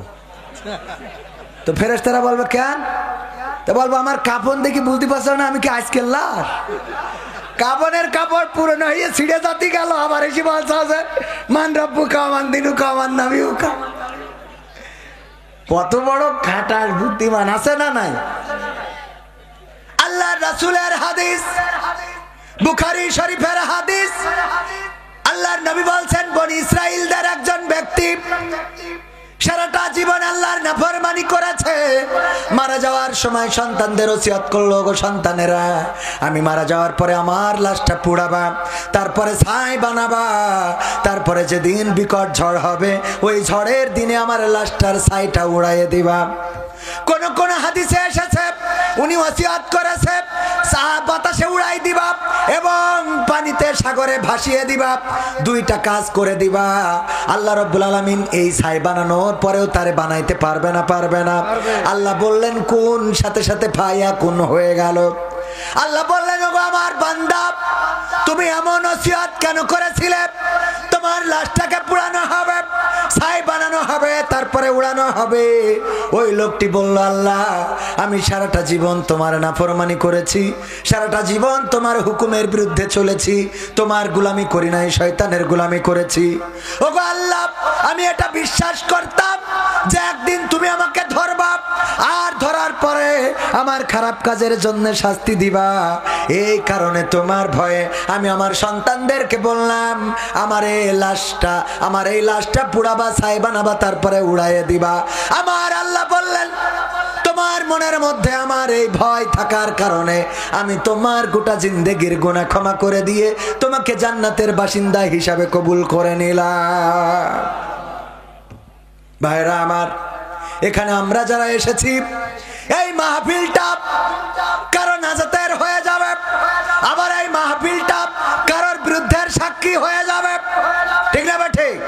এই কোরআন একজন মানুষের পক্ষে সাক্ষ্য দেবে, আর রমজানের রোজা একজন মানুষের পক্ষে সাক্ষ্য দেবে। দুইটা জিনিস হুজুররা আছে, আমি যদি ভুল বলি হুজুররা বলতে পারেন না এমন কথা হাদিসে নাই। আল্লাহ রাসূল বলছেন কিয়ামতের ময়দানে কোরআন বলবে ওগো আল্লাহ আমি তোমার বান্দাদেরকে রাত জাগিয়ে রেখেছিলাম, ঘুমাতে দেই নাই, নির্ঘুম রাত কেটেছে তাদের, কোরআন তেলাওয়াত করেছে, কোরআন পড়েছে, কোরআন শুনেছে, কোরআন কায়েমের আন্দোলনের জন্য সময় ব্যয় করেছে। কোরআন বলবে আমি তার নির্ঘুম রাত রেখেছি, এই জন্য আল্লাহ তুমি তাকে ক্ষমা করে দাও। আর রমজানের রোজা বলবে ওগো আল্লাহ আমি তাকে উপবাস রেখেছিলাম, তাকে শারীরিক যৌন চাহিদা থেকে আমি তাকে বিরত রেখেছিলাম, সুতরাং আমি সুপারিশ করছি আল্লাহ তুমি এই বান্দাকে ক্ষমা করে দাও। আল্লাহ রাসূল বলছেন রমজানের সুপারিশ এবং পবিত্র কোরআনের সুপারিশ আল্লাহ গ্রহণ করে নেবেন এবং ওই বান্দার ক্ষমা করে দিয়ে জান্নাতের মালিক করে দিবেন। বলেন সুবহানাল্লাহ। সেই কোরআনের সুপারিশ পাওয়ার দরকার আছে না নাই? আল্লাহ বলছেন ওয়াইযা কুরিয়াল কুরআনু ফাসতামিউ লাহু ওয়া আনসিতু লাআল্লাকুম তুরহামুন। আমার আল্লাহ বলছেন যখন তোমাদের সামনে কোরআন পড়া হয়, কোরআন থেকে তেলাওয়াত করা হয়, কোরআন থেকে বলা হয়, তখন তোমরা তোমাদের হৃদয়ের কান দিয়ে চুপ থেকে শোনো, যাতে করে তোমাদের উপরে আল্লাহর রহমত বর্ষণ হতে পারে। সেই আল্লাহর রহমত নেওয়ার দরকার আছে না নাই? আর মাত্র কয়েকটা মিনিট মা বোনেরা এসেছেন, আল্লাহ মা বোনদের ব্যাপারে বলেছেন ওয়াকারনা ফি বুয়ুতিকুন্না ওয়ালা তাবাররাজনা তাবাররুজাল জাহিলিয়াতিল উলা। ওগো নারীরা, পর্দার মধ্যে থাকো, জাহিলি যুগের মেয়েদের মতো বেপর্দা হয়ে নিজেদেরকে প্রদর্শন করে বেড়ায়ও না। কথাটা কার? কাজটা কি? পর্দার মধ্যে থাকা। এক নম্বর কাজ কি? পর্দার মধ্যে থাকা। দুই নম্বর কাজ হলো জাহিলি যুগের মেয়েদের মতো সাজুগুজু না করা। কিন্তু এখন সাজুগুজু করার আল্লাহর ওলি আছে না নাই? এত সাজা সাজে বিউটি পার্লার গুলো উন্নয়নের একটা অংশ, ঠিক না বেঠিক? ঘরে ঘরে বিউটি পার্লার আছে না নাই? আছে না নাই? ঘরে ঘরে বিউটি পার্লার।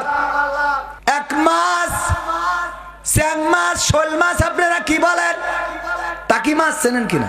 এখন তো এগুলো আর পাওয়া যায় না, তো চেনবেন কি করে? আগের সময় হ্যাঁ আমলি ক্ষমতা আসার পর পাওয়া যাচ্ছে, দূরও না, মানে এই আধুনিক যুগ আসার পর পাওয়া যাচ্ছে না, ঠিক না বেঠে? এই মাছগুলো এখন পাওয়া যায়। এই যুবক, তোদের নেটওয়ার্কের কি সমস্যা কদিন? হ্যাঁ, আমার গলা ভালো নেই, অসুস্থ মানুষ, এখানে বুক চেপে ধরি কথা করছি, আর তোরা কথার মধ্যে ডিস্টার্ব করছিস মানে কি? তোকে তো মায়া দয়া বলে কিছু নেই, তোকে তো প্রেমও হবে না, বিয়ে তো দূরের কথা, ঠিক না বে ঠিক? একটু মায়া মহব্বত থাকার দরকার আছে না? যাকে ধরের মধ্যে মায়া নেই, আমি কথা বলছি, কষ্ট আছে, এটা কি বুঝতে পারছেন আপনারা? তা আমি কাদের জন্য কথা বলছি? আমার জন্য। যা আমি জানি তা তো জানি। আমি এখানে নিঃশ্বাস নিলেই একটা সুসের মতো, মানে লাঞ্চ ইনফেকশন হয়েছে। এর আগেও একবার লাঞ্চে পানি হয়েছিল, পিছন দিয়ে সিরিঞ্জ দিয়ে বের করা হয়েছিল, আবার সেটা মনে হচ্ছে ঘুরে এসেছে। তো ডাক্তার বললো যে একটু রেস্ট করতে হবে। তা বললাম যে এখন ইনকামের সময়, অন্তত রোজার মাস না পড়া পর্যন্ত মনে হয় রেস্ট করা হবে না। হ্যাঁ, মানে সত্যি কথা যেটা সেটা বললাম। এই সত্যি কথা সবাই কবে না বলবে? ওখানে বলছে হুজুর এক্ষুনি শেষ করে দিলি হবে না, আরো চালাইতে হবে। আমি বললাম আর এক জায়গাতে বায়না নিয়ে তুইছি, ওরা তো কাটি করবে আমার, ঠিক না বে ঠিক?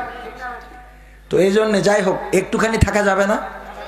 টাকি মাছ, স্যাং মাছ, শোল মাছ, আর একটা ধুড়া সাপ। কি সাপ? ঢোড়া সাপ। দুইজনে বন্ধু পাতাইছে। বন্ধু পাতানোর পরে গল্প করতে করতে যাচ্ছে। টাকি মাছ বলতেছে এবার রোজার মাসে আমাদের মন্ত্রী বলেছে যে তোমরা বড়ই দিয়ে আর পেয়ারা দিয়ে ইফতারি করবে, এটা ভালো না খারাপ? সাপ বলছে কে খেজুরির কি এত অভাব পড়ে গেছে? দুজনেই গল্প করছে, আর ওই সাপ এরাম এরাম করছে। তো মাছ বলতেছ কি ভাই রে, তুই একটু সোজা হয়ে চল, তোর তো এই যে এরাম এরাম করছিস, আমি তো তোর কাছেই যেতে পারছি না, তাহলে বন্ধু পাতায় লাভ হইল কি? এই কথা বলার পরে আবার কিছু দূর গেছে, যাওয়ার পরে টাকি মাছ বলছে তুই একটা গল্প বল। বলছে আমি কি গল্প বলবো, আমার গল্প বলার মতো তেমন কিছু নেই, তবে একটা বিষয় দেখেছি যে বাংলাদেশে, আমাদের দেশে, ওই যে যখনই কোনো বাস অ্যাক্সিডেন্ট করে তখন ওইটার ড্রাইভিং লাইসেন্স থাকে না, ওইটার রোড ট্যাক্স থাকে না, ওইটার কাগজপত্র থাকে না, ওইটার ফিটনেস থাকে না, আর অ্যাক্সিডেন্ট করার আগ পর্যন্ত কেউ ধরতে পারে না, ঠিক না বে ঠিক? অ্যাক্সিডেন্ট করার আগ পর্যন্ত ধরতে পারে না। অ্যাক্সিডেন্ট করার পরে ওই বেইলি রোডে আগুন লেগে গেছে, ওইটার লাইসেন্স নেই, কাগজপত্র নেই, এই নেই তাই নেই, সব যখন পুড়িয়ে যায়, আগুন ধরে যায়, তারপরে খুঁজে পায়। আর এতদিন কি করে? কথা কয় না। এতদিন কি করে? এতদিন কনে কি করে আজ আর বলবো না, অন্যদিন এসে বলবানে, সময় যেহেতু অল্প। তো এই মাছ বলতেছে দোস্ত তারপরে কি বলছে, তারপরে যা বলবো। ওদিক মাছ বলছে তুই যে গল্প করছিস আমার কান পর্যন্ত পৌঁছচ্ছে না, কারণ তুই তো এই করতেছিস, সোজা চলতে পারিস না। ওর এই কথা বলার পরে সাপ বলছে তোর সাথে আমার কাটাকাটি, তোর সাথে বন্ধুত্ব করার দরকার নেই। বইলে সাপ একদিকে মাছ একদিকে। সাপ যাইয়ে জাল পেতে আইলো আমার ভাইজান, ওই জালে বেঁধে গেছে। বেঁধে যাওয়ার পরে জালে যদি সাপ বাঁধে, মাছ আর বাঁধে? ও তো বিপদে পড়ে আছে যে কেউ যদি উদ্ধার করে, কিন্তু ও ডাকতেছে বাঁচাও বাঁচাও, আর সাপরা মনে কাছে গেলেই পরে ধরবে, এই মাছরা মনে কাছে গেলেই ধরবে। এই জন্য কেউ জালের কাছে আসে নাই। ভাই মাঠে যেই দেখে মাছ বাঁধা কি সাপ বেঁধেছে, এই জন্য এই সাপের ধরি টান টেনে করে মেরে আলির পরে থুয়ে দিয়েছে। ওই মাছ আবার ঘুরতে ঘুরতে যেই দেখে আলির পরে একদম সোজা। বলছে ওরে আমার দোস্ত, তোর আমি একসাথে চলার সময় কত বললাম যে একটু সোজা হয়ে চল, এখন তো ঠিকই টান টেনে হয়েছিস, ঠিক না বে ঠিক? এখন তো ঠিকই টান টেনে। তাহলে এতদিন ধরে যে বললাম আমার সাথে চলার সময় একটু সোজা হয়ে চল, তা না? সোজা হয়েছে না হয় না? আমার যুবকেরা, তরুণেরা, কিশোরেরা, মায়েরা, বোনেরা, মুসলমানেরা, হিন্দুরা, বৌদ্ধরা, খ্রিস্টানেরা সব সোজা হয়ে যায় ওই এক সময়। ওই সময় আর কারো কোনো ক্ষমতা থাকে না, ওই সময় আর কারো কোনো পাওয়ার থাকে না, কারো কোনো চেয়ার থাকে না, কারো কোনো কাপড় থাকে না, সব একাকার হয়ে যায়। ওই সময় টান টেনে সোজা হয় না, হয় না? এবার এই সোজা হওয়ার পরে শুধু সোজা হয় না, একটা উদাহরণ দিলেই বুঝবেন। একজনের বউ বিয়ে হওয়ার পরে মুখে দাড়ি থাকার কারণে ওর সাথে ঘর করবে না, এই জন্যে যাইতে চায় না শ্বশুর বাড়ি। আর যদি যায় ও আলাদা ঘরে ঘুমায় আর এ এক ঘরে ঘুমায়। এই জন্যে স্বামী আমার ভাইজানের তো দাড়ি নেই, আরে দাড়ি আছে, মনে করেন সভাপতি সাহেব, উনি কি করেছে বউ যেন ঘরে এসে শোয়, এই জন্যে তাবিজ নীতি গেছে পীর সাহেব আটরশিতে তাবিজ এনেছে, কাজ হয় নাই। গেছে চরমনায় তাবিজ এনেছে, কাজ হয় নাই। গেছে জামাত ইসলামের নেতার কাছে তাবিজ এনেছে, কাজ হয় নাই। গেছে হেফাজতের কাছে তাবিজ এনেছে, কাজ হয় নাই। গ্রামের এক হুজুর মসজিদ ইমামতি করে, ওর বলছে যে ভাই রে বিয়ে করি বড্ড কষ্টে আছি রে। কেন? তা আমার বউ আমার ঘরে শোয় না। কেন? কয় আমার মুখী দাড়ি, এই নিয়ে ঝামেলা। তা বলছে আমি একটা তাবিজ করে দেবো। তা বলছে তা দেওয়া দিতে তাবিজ করি দেস। ও তাবিজ করে দেওয়ার পরে এইবার ওইটা বালিশের নিচে রেখেছে, ওই দিনই বউ ঘরে এসে শুয়েছে। আরে বাবা, আনন্দ দেখে কিডা। সকালবেলা গোসল করি পরে চলে গেছে বাজারে, যেয়ে মাছ, শৈল মাছ, বইল মাছ, গরুর গোশ, মুরগির গোশ, হাতির গোশ, উটির গোশ, ভেড়ার গোশ, কুত্তার গোশ যা পেয়েছে গড়ে সব কিনে এনেছে। এই নিয়ে স্ত্রীর বলছে রান্না করো। তা বলছে কে? বলছে রান্ধো, আমি একজন দাওয়াত করতে আছি। বলছে কার দাওয়াত করেছ? এত বাজার করেছ কার জন্য? বলছে রান্ধো, আসলে বুঝতে পারবা। কয় না, আগে বলতে হবে কাদের জন্য এত বাজার, এত কেন রান্না করা লাগবে? কয় কারোর জন্য না, আমার গ্রামের ইমাম সাহেবের জন্য। গ্রামের ইমামকে কেউ এত পদের রান্না করে খাওয়ায় নাকি? বাইরেতে কবির বিন সামাদ আসলেও এক কথা ছিল, বলছে না খাওয়াবো। কারণ আছে। কি কারণ? কারণ আছে তুমি আগে রান্ধো, তারপরে বলবো। মেয়েরা একটু বেকা হাড়ের তৈরি, ওরা একটু বেকা স্বভাবের, কয় না বললে রানবো না, রান্না করবো না।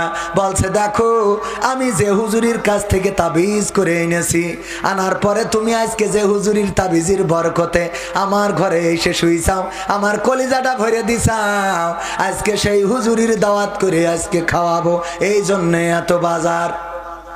বলছে এই ঘটনা? বলছে এই ঘটনা। শুধু তাই না, কেন দাওয়াত করেছি? আমি আট্রসি গেলাম, ফুরফুরা গেলাম, চরমনায় গেলাম, জামাতে গেলাম, হেফাজতে গেলাম, কত হুজুর মৌলবী মাওলানার কাছে গেলাম, কত তাবিজ পানি পড়া নিয়ে আসলাম, কাজ হয় নাই। আর গ্রামের ইমাম সাহেবের তাবিজ আনলাম, আর তুমি আমার ঘরে শুইছাও। এরপরেও তুমি কি মনে করো না যে হুজুরির দাওয়াত করে খাওয়ানোর দরকার আছে? কয় আমি হুজুরির তাবিজি আইছি, এটা তোমার বললিস কিটা? কয় বললিস কিটা? তুমি তো গত রাত্রি এসে শুইছাও মাঝরাতি, আমি নিজে প্রমাণ। ওরে না, গতকালকে আমি যেই ঘরে শুই ওই ঘরে সিং কেটে চোর ঢুকেছে। চোর ঢুকার পরে ওই ঘরের মধ্যে আইলা বাইলা সোনা দানা টাকা পয়সা টিভি ফ্রিজ যা ছিল সব বের করে নিয়ে গেছে। লাস্টে আমার দিকে তাকাচ্ছে, আর কিছু যখন নেই, আমি মনে করলাম আমারও কি নিয়ে যায়, তাই ভয়তে তাড়াতাড়ি করে এই ঘরে চলে আইলাম। বোঝা গেছ তো? আমি কারোর তাবিজে আসি নাই। স্বামী বলছে ওরে আমার স্ত্রী রে, আর ঘরে ঠিকই আসলি, কিন্তু ঘরটা খালি করার পরে তুই যদি যখন শিং কেটেছে তখনও আসতিস, তাও অন্তত কিছু সম্পদ রক্ষা হতো না? হতো না? কথা কয় না, হতো না? হতো না? তেমনি ভাবে ওগো আমার যুবকেরা, ওগো আমার তরুণেরা, ওগো আমার কিশোরেরা, ওগো আমার মায়েরা, ওগো আমার বোনেরা, সবাই ঠিকই সুজা হয়ে আল্লাহর রাসূলের কাঁধে চড়ে বিসমিল্লাহি ওয়া আলা মিল্লাতি রাসূলিল্লাহ বলে রাসূলের কাঁধে তুলে দেওয়া হয়। এমন একটা সময় কবরে রাখা হয় যে কবরে থাকা ফেরেশতারা বলে ঠিকই এই ঘরে আসলি, কিন্তু সব খালি করে তারপরে আইছিস। ঠিক না বেঠে? তোর তো আর কিছু অবশিষ্ট নেই। আর কটা দিন আগে গুছাই গাছাই আসার দরকার ছিল না? ছিল না? এখন যাদের হুজুর ভালো লাগে না, ওয়াজ ভালো লাগে না, কোরআন ভালো লাগে না, হাদিস ভালো লাগে না, আল্লাহর পথে চলা ভালো লাগে না, রাসূলের পথে চলা ভালো লাগে না, আমার ভাইজানের দাড়ি ভালো লাগে না, এরকম আছে না নাই? দাড়ি রাখলি চুলকায়, নিজেরও চুলকায়, অন্যের দাড়ি রাখা দেখেও চুলকায়। ভাই ভালো মানুষ, কিন্তু ভাইরা এখনো উঠে পারিনি, উঠবে না। মার হাবা বলছে, মার হাবা। আল্লাহ আমার ভাইজানের মুখে দাড়ির ব্যবস্থা করে দাও, বলে নামে। আমার ভাইজানের মতো অনেকে আছে দাড়ি নাই তো নাই, নামাজ পড়ে না, রোজা করে না, আবার বলে সংবিধানে রাষ্ট্র ধর্ম ইসলাম রাখা যাবে না রে, বলে না? বলে না? আর আমি ওদের ব্যাপারে বলেছি সংবিধানে রাষ্ট্র ধর্ম ইসলাম আছে বলে তোমার কেন জলে রে বন্ধু, তোমার কেন জলে? শয়তানে জালে কি আগুন তোমারই বগলে, তোমার কেন জলে রে বন্ধু, তোমার কেন জলে? ইসলাম হলো শান্তির ধর্ম, আছে সুবিচার, অন্য ধর্মের প্রতি কভু করে না অবিচার। মিলেমিশে থাকার কথা, মিলেমিশে থাকার কথা দিয়েছেন নবী বলে, তোমার কেন জলের টাকলা, তোমার কেন জলি? ঠিক না বেঠে? ইসলাম সংবিধানে রাখা যাবে না, আবার যাই ভোট আসে মাথাতে টুপি খোলে, 5 ওয়াক্ত নামাজের জায়গায় 10 ওয়াক্ত পড়ে। কেমন করে পড়ে? আপনার বানিয়া বাহু, তাই তো? বানিয়া বাহু যখন এসেছে, বানিয়া বহু এই গ্রামে এসেছে ভোট করার জন্য। আসরের নামাজ আজান হয়ে গেছে, বলতেছে তাড়াতাড়ি আজান হয়েছে কিনা, বলছে হ্যাঁ হয়েছে, নাও তাড়াতাড়ি নামাজটা পড়িয়ে নি।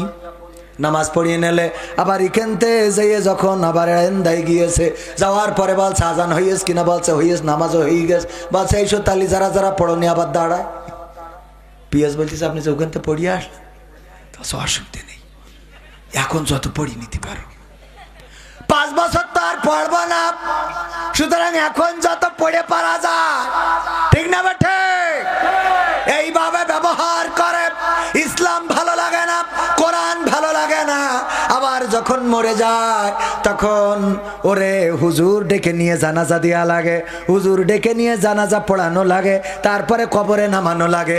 কবরে নামানোর সময় হুজুর বলে বিসমিল্লাহি ওয়া আলা মিল্লাতি রাসূলিল্লাহ। বলেন এই কথা কি সত্য বলে না মিথ্যা বলে?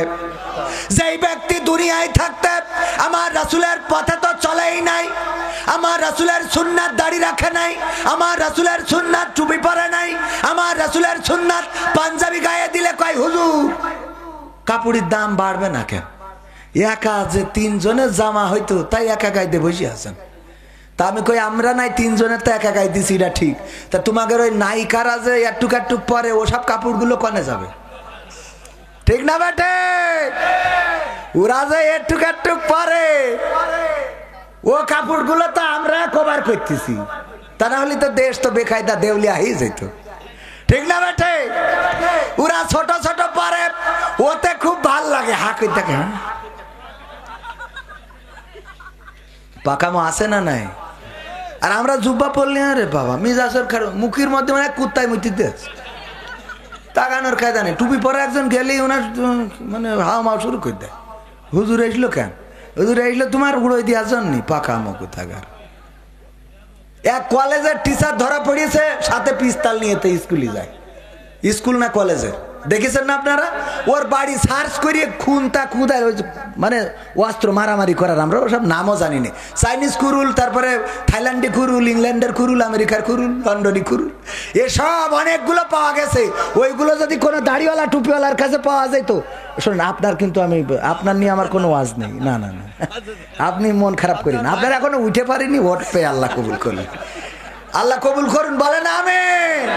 আমার ভাই, কলিজার ভাই, ও আপনার চাচা, অসুবিধা চাচার অবস্থা খারাপ, চাচার তো এখনো সবাই ভাই বলে। ও আমার ভাইরা, এরপরে যখন মারা যায়, যাওয়ার পরে যারা বিসমিল্লাহি ওয়া আলা মিল্লাতি রাসূলিল্লাহ বলে, ওটা মিথ্যে কথা, ওটা বলা যাবে না। কেন মিথ্যে কথা?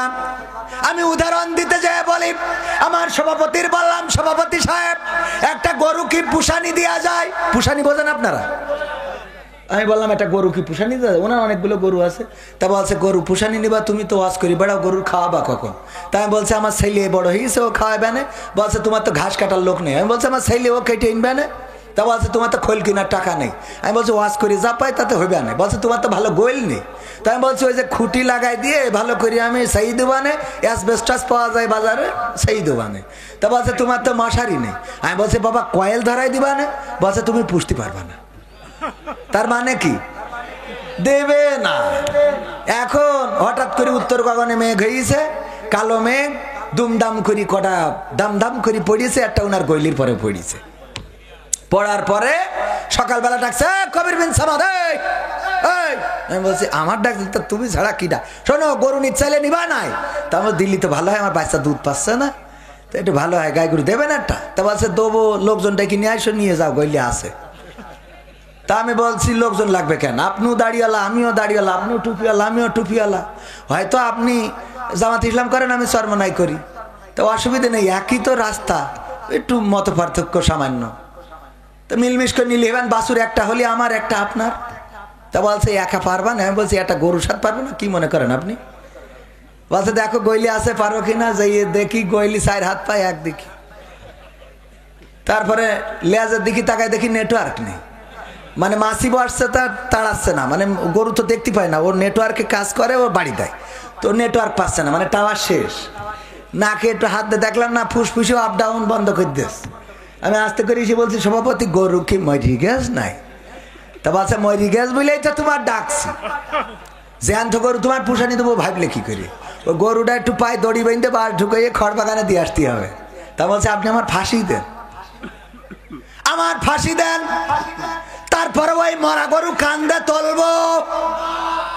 বেঁচে থাকতে বললাম গরু দেন, কত কাহিনী, ওরে বাবা খাওয়াতে পারবা না, ঘাস নেই, টাকা নেই, খোল নেই, ভুসি নেই, আর মরে যাওয়ার পরে বলেন লোক ডেকে আনো, তারপরে তার খড় বাগানে নিয়ে যাও, না নিয়ে যাব না। তেমনি ভাবে এখন অনেকেই আছে কোরআনের পথে ডাকলি ওর টাইম নেই, দাঁড়িয়ে রাখতে বললি রাখে না, নামাজ পড়তে বললি যাই না, কোরআন শিখতে বললি শেখে না, হাদিস মানতে বললি মানে না, জিহাদ ইসলামী আন্দোলন এর তো ধারের কাছে নেই, আর মরি যাওয়ার পরে বলে হুজুর গো ও গো আসেন আমার এই লাশটা একটু পার করে দেন। কথা কি বোঝা গেছে? এখন ওই মরা লাশ কি আর কান্দে তোলা যাবে? আমার রাসূল কি কান্দে নেবে? এই জন্যে যারা বোঝে তারা যে কবরে যে বলে না বিসমিল্লাহি ওয়া আলা মিল্লাতি রাসূলিল্লাহ, ওরা করে কি, ওরা আগে দেখে যে এ কোন পন্থী, যদি দেখে যে ও ভারতপন্থী তাইলে বলে বিসমিল্লাহি ওয়া আলা মিল্লাতি নরেন্দ্র মোদী, বিসমিল্লাহি ওয়া আলা আমেরিকা পন্থী হলি বিসমিল্লাহি ওয়া আলা মিল্লাতি বাইডেন, আর রাশিয়া পন্থী হলি বিসমিল্লাহি ওয়া আলা মিল্লাতি পুতিন, যদি মিশর পন্থী হয় বিসমিল্লাহি ওয়া আলা মিল্লাতি আব্দুল ফাত্তাহ আল সিসি, যদি মায়ানমার পন্থী হয় বিসমিল্লাহি ওয়া আলা মিল্লাতি ওং সাং সুচি, আর অন্য মানুষের নাম করলি কাটি খুলি দেবে, দরকার নেই। ঠিক আছে না বাজান? রাত অনেক হয়ে গেছে, 12টা ছাড়াই গেছে, 12টার মধ্যে শেষ করতে চাইছিলাম। অনেক কষ্ট করে আপনাদের নিয়ে কথা বললাম, মা বোনদের ব্যাপারে কথা বলতে যাচ্ছিলাম। 3টা কাজ। কয়টা কাজ? একটা হলো পর্দার মধ্যে থাকতে হবে, 2 নম্বর হলো সাজুগুজু করা যাবে না, আর 3 নম্বর হলো প্রদর্শন করে বেড়ানো যাবে। এই কাজ দিয়েছেন কে? আল্লাহ দিয়েছেন সেই কাজ বাদ দিয়ে থুয়ে এখন পর্দার মধ্যে তো এই মুনাজাতটা নিয়ে যান, অন্তত মুনাজাতটা নিয়ে যান, আমরা মুনাজাত করে চলে যাই। একটু সবাই দুরূদ ইব্রাহিম পড়েন। আল্লাহুম্মা সাল্লি আলা মুহাম্মাদি ওয়া আলা আলি মুহাম্মাদ কামা সাল্লাইতা আলা ইব্রাহিম ওয়া আলা আলি ইব্রাহিম ইন্নাকা হামিদুম মাজিদ। আল্লাহুম্মা বারিক আলা মুহাম্মাদি ওয়া আলা আলি মুহাম্মাদ কামা বারাকতা আলা ইব্রাহিম ওয়া আলা আলি ইব্রাহিম ইন্নাকা হামিদুম মাজিদ। আমার উস্তাদ খানিক আগেও বলছিলেন, অ্যাডভোকেট গাজী এনামুল হক বলছে তুমি শর্টকাটে মাহফিল শেষ করবা। আমি বললাম আমি একদম অল্প করে করলেও তাও 2.5 ঘন্টা হয়ে যায়। তা বলছে আল্লাহ রাসূল জীবনে সবচেয়ে লম্বা ভাষণ দিয়েছিলেন বিদায় হজের ভাষণ, আর সেই ভাষণটা কত মিনিট ছিল বলো তো? তা আমি বললাম 27 মিনিট। তা বলছে হয় নাই, আসলে হয় নাই, আমার ভুল হয়েছে। তো আমি বললাম উস্তাদ আপনি বলে দেন। অ্যাডভোকেট গাজী এনামুল হক বললেন 16 মিনিট। কয় মিনিট? 16 মিনিট। আল্লাহ রাসূল সাল্লাল্লাহু আলাইহি সাল্লাম লম্বা ভাষণ দিয়েছিলেন, সেটা ছিল কত মিনিট? 16 মিনিট। আর আমরা আপনি দেখেন যে 10টা 10-এ এসেছি, এখন 12টা 5 বাজে, মুনাজাত করতে করতে 12টা 15 বেজে যাবে না? 2 ঘন্টা কথা বললাম। আমার হাসান আল মামুন লাল ভাই তো আগে স্টেজ সাইডে থুয়ে চলে গেছে আমি আসার আগে। তাহলে আমি কি আপনাদের হক আদায় করেছি না করি নাই? আমি হক আদায় করেছি। এখন যদি আমি আপনাদের কাছে আরেকটুখানি দাবি জানাই, আপনারা রাখবেন? রাখবেন? এই যুবকদের জন্য পকেটের মধ্যে যা বিড়ি খাওয়ার টাকা মাকা আছে আর একবার একটু ঝাড়া মেরে দেবো, দেবো, দেবো, দেবো। প্যাকেট নিয়ে যাচ্ছে, হ্যাঁ? লাগবে না? লাগবে না? লাগবে না। আমার পক্ষ থেকে 10 ব্যাগ সিমেন্ট। আপনার পক্ষ থেকে 10 ব্যাগ সিমেন্ট কোনে? মসজিদের জন্য। আমার বড় ভাই ইসলামী ব্যাংকের প্রোপাইটার কোন বাজারে যান? গোয়ালদার বাজারে। আমি আবার ঠিক মতো আসতে পারি না, তো আমার ওই ইনচার্জে ও আসে, আমি ঠিক মতো আসতে পারি। ভাইজান 10 ব্যাগ সিমেন্ট দিলেন, কয় ব্যাগ? মসজিদের জন্য আল্লাহ কবুল করুন, বলেন আমিন। আর আমি আজকেই দেখলাম জীবনে কোনো এক মাহফিলে টাকা চাচ্ছি, তা বলছে টাকা লাগবে না। আর অধিকাংশ মাহফিলে টাকা তুলে কইল যে ভরি দেওয়ার পরেও 6 লাখ টাকা এক জায়গায় কালেকশন হয়ে, তারপরে বলছে হুজুর এই যে আমাদের কালেকশন মন মতো হইল না। তারপর তোদের মন ওই রাসুলির ওই কথা, ওই ফুরাত নদীর সেই শোনা হয়ে যাবে, তা তোদের মন ভরানো সম্ভব না। এরকম আছে না নাই? আল্লাহর শুকরিয়া আদায় করলে নিয়ামত বাড়িয়ে দেন কে? আপনারা যা দান করেছেন তাতে ওরা সন্তুষ্ট, আর আপনাদের কাছে বিরক্ত করতে চায় না। আর কোনো কথা না থাকলে মুনাজাত। আলহামদুলিল্লাহি রাব্বিল আলামিন। রব্বানা যালামনা আনফুসানা ওয়া ইল্লাম তাগফির লানা ওয়া তারহামনা লানাকুনান্না মিনাল খাসিরিন। রব্বানা আতিনা ফিদ দুনিয়া হাসানাতাও ওয়া ফিল আখিরাতি হাসানা ওয়া কিনা আযাবান নার। ও আল্লাহ, গভীর রাত, এই গভীর রাতে তোমার বান্দাদের নিয়ে বসে আছি। তোমার বান্দারা কোরআন শোনায় এতটাই মগ্ন হয়ে পড়েছি। আরো যদি ঘন্টার পরে ঘন্টা বলা হতো তাও তোমার বান্দারা বসে থাকতো। আল্লাহ, তোমার যে বান্দারা রমজান আগত এই সময়ে কোরআনের মাহফিলে এসে বসেছি, আল্লাহ তুমি সকলকে তোমার শাহী দরবারে কবুল করে নাও। ওগো আল্লাহ, তুমি সকলের জীবনের গুনাহগুলো ক্ষমা করে দাও। জেনে গুনাহ করেছি, না জেনে গুনাহ করেছি, বুঝে গুনাহ করেছি, না বুঝে গুনাহ করেছি। আমাদের জীবনে এমন অনেক গুনাহ আছে যেই গুনাহর খবর যদি মা জানতো ভাত রান্না করে খাওয়াতো না, যদি বাবা জানতো বাড়িতে ঢুকতে দিত না, যদি গ্রামের বন্ধুরা জানতো বন্ধুত্ব রাখতো না, মেম্বার চেয়ারম্যান জানলে বিচার সালিশ বসাতো, স্ত্রী জানলে সংসার করতো না। আবার মা বোনদের মধ্যে এমন অনেকেই আছে, এমন অনেক গুনাহ আছে যদি স্বামী জেনে ফেলতো এমন স্ত্রীর সাথে একটা রাতও কাটাতো না। এমন অনেক গুনাহ আছে পৃথিবীর কেউ জানে না, পৃথিবীর কেউ দেখে নাই। দিনের আলোতে রাতের অন্ধকারে, বনে জঙ্গলে ফাঁকা প্রান্তরে, ছাদের নিচে কিংবা ছাদের উপরে যত গুনাহ করলাম আল্লাহ পৃথিবীর কেউ না দেখলেও তুমি দেখেছো। এমন গুনাহগুলো তুমি তোমার গফুর গফফার নামের ওসিলায় ক্ষমা করে দাও। ওগো আল্লাহ, তোমার কাছে হাত তুললেই মনে পড়ে যায় জনম দুঃখিনী মায়ের কথা। মা জননী যাদের নাই, চিরজনমের মতো বিদায় নিয়ে চলে গেল। আল্লাহর কোনো দিন ফিরে আসবে না। যেই মা যখন বিছানা ভিজিয়ে দিতাম, মা রাগ করে কোনোদিন খাট থেকে ফেলে দেয় নাই। যখন কম্বল ভিজিয়েছি, মা রাগ করে আগলা রাখে নাই, বরং ভিজে জায়গাগুলোতে মা থেকেছে আর শুকনা জায়গায় আমাদের রেখেছে। এই মা যাদের চিরজনমের মতো বিদায় নিয়ে চলে গেল, আল্লাহ ওই মায়ের কবরকে জান্নাতের বাগান বানায়া দাও। ওগো আল্লাহ, যাদের বাবা নাই, বাবা এমন একজন বটের ছায়ার মতন, যখন কেউ পাশে থাকে না তখন থাকে বাবা, যখন কেউ খবর রাখে না তখন খবর রাখে বাবা, যখন কেউ আপন থাকে না তখন আপন থাকে বাবা। মাথার ঘাম পায়ে ফেলেছে, দিনের পর দিন কষ্ট করেছে, রিক্সা চালিয়েছে, ভ্যান চালিয়েছে, কত মানুষের কত গালমন্দ সহ্য করেছে, কত মানুষের কত লাথি ঝাঁটা, কত মানুষের কত অপমান সহ্য করেছে। তারপরে আমাদের মুখে দুইটা হার তুলে দিয়েছে।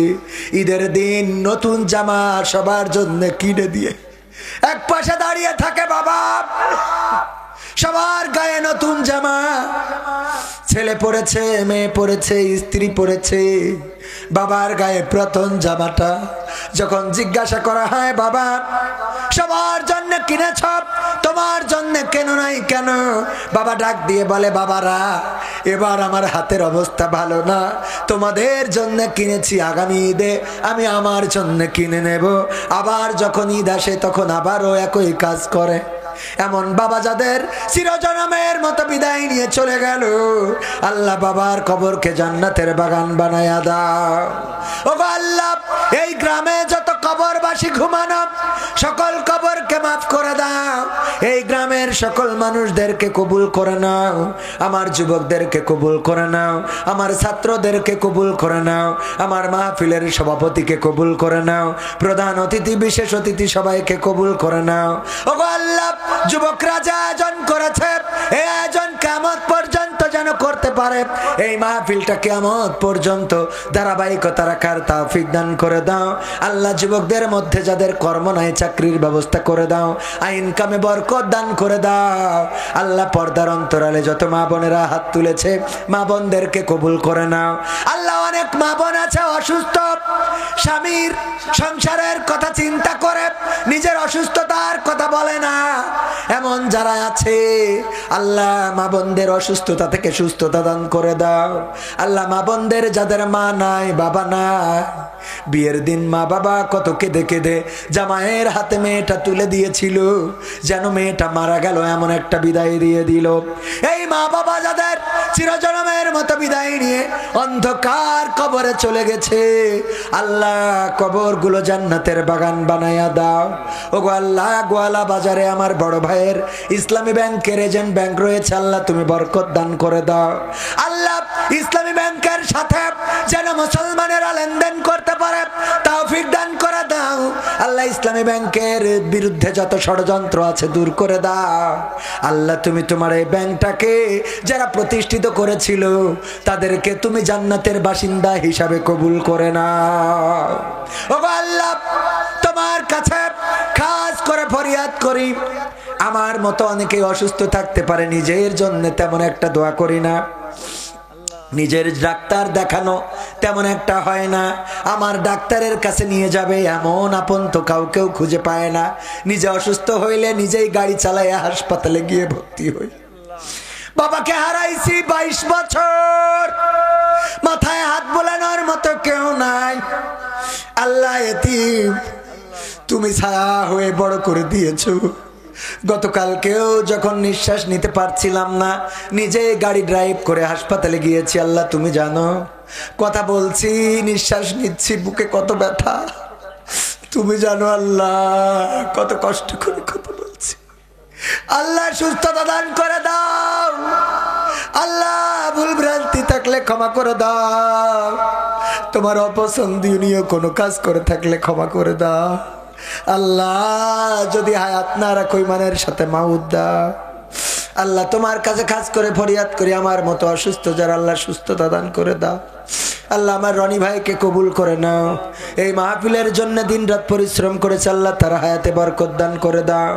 ও আল্লাহ, স্টেজে আরো গণ্যমান্য ব্যক্তিবর্গ আছে, কেউ বা বর্তমান চেয়ারম্যান, কেউ বা সাবেক, কেউ বা বর্তমান মেম্বার, কেউ সাবেক মেম্বার।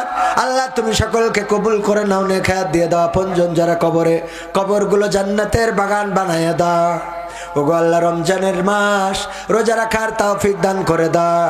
তোমার কাছে খাস করে ফরিয়াদ করি, বাংলার জমিনে তুমি আলেমদের মুক্তির ব্যবস্থা করে দাও। মামুনুল হককে মুক্তির ব্যবস্থা করে দাও আল্লাহ। কওমি, আলিয়া, চরমানা, জামাত, হেফাজত, যত মত পার্থক্য আছে কোরআনের জন্য দূর করে দিয়ে সবাইকে এক ঐক্যবদ্ধ করে দাও আল্লাহ। চরমনা বলো আল্লাহ, চরমনায় হেফাজত, জামাত, আওয়ামী লীগ, বিএনপি, জাসদ, বাসদ যারাই আছে বাংলাদেশে কোরআনের জন্য এক পতাকা তলে আসার তৌফিক দান করে দাও। আখেরি ফরিয়াদ, মালাকুল মাউত কবে আসবে জানি না, জানটা নিয়ে উড়াল দেবে, পড়ে থাকবো লাশ হয়ে। কেউ আর ওই দিন বলবে না কবির বিন সামাদ সাহেব কোথায়, বলবে লাশটা কোথায়। কাফনের কাপড় জানি না কোন দোকানে রেডি হয়ে আছে, কোন বাঁশঝাড়ের বাঁশটা রেডি হয়ে আছে জানি না, কোন কবরের মাটিটা তৈরি হয়ে আছে জানি না। যেদিন মারা যাব ওই দিন কাফনের কাপড় চলে আসবে বাড়িতে, মসজিদের খাটিয়াটা আসবে, গোসল করাবে, কাফন পরাবে, জানাজা পড়াবে। তারপরে যখন কবরের দিকে নিয়ে যাবে, মা কাঁদবে, খোকারে কে আমার ঔষধ কিনে দেবে। বাবা কাঁদবে, খোকা কে আমার লুঙ্গি জামা জুতা কিনে দেবে। সন্তান কাঁদবে, কলিজার টুকরা চিৎকার করে বলবে, বাবা কে আমাদের মাথায় হাত বুলিয়ে দেবে। ওগো বাবা কে আমাদের স্কুলের রেজাল্ট এনে দেবে। না, ওই দিন কারো কথায় সাড়া দেব না।